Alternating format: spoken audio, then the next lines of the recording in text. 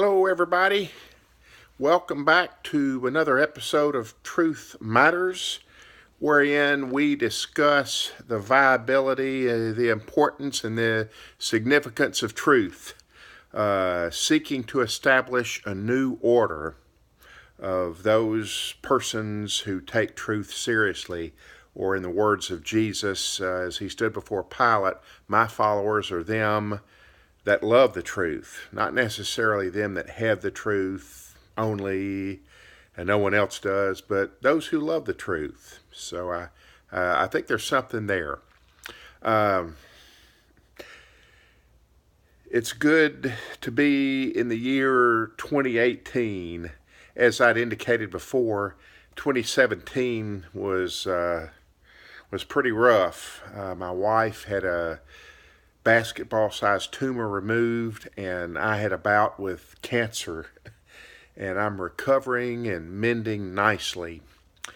I think about a statement, again, from GK Chesterton. Yeah, I freely and unabashedly quote Chesterton.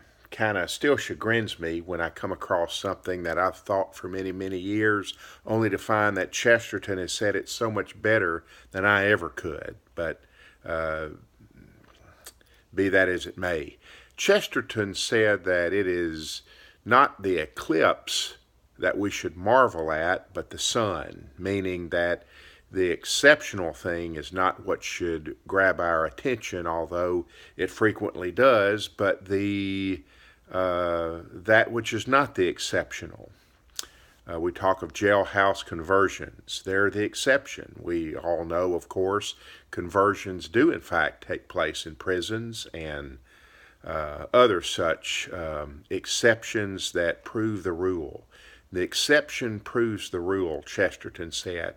We should not marvel at the eclipse so much as we should marvel at the sun. Each day, recovering from my surgery as I have, I marvel at health.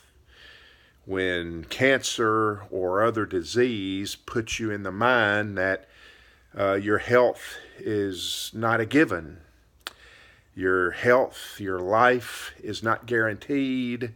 As some of my inmate friends tell us, they know all too well, tomorrow is not promised to us.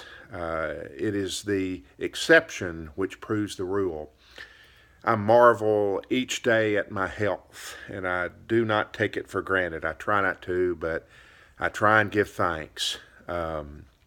Speaking of prison, we just had a weekend, a Jubilee weekend, Litchner Jail.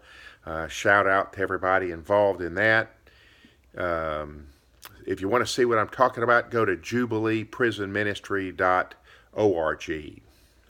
Check us out and see what you think. But we heard a talk about fine-tuning arguments for the existence of God based on teleology, or the end result, or the argument of God's existence from detail. One of the amazing things is that the argument for fine-tuning is that if things were off, gravity, what have you, if it were off by millionths of degrees, life would not be sustainable. And the lecturer said, according to Brandon Carter, a scientist, that if you have a planet the size of the Earth, one grain of sand, and you had, get this now, 500,000 planets the size of Earth, if things were off just one grain of sand out of 500,000 Earth-shaped planets, life would not be sustainable. This gives perspective into what scientist Francis Collins says when he makes the statement that the universe as we experience it on a weekly basis rests upon a knife edge of improbability.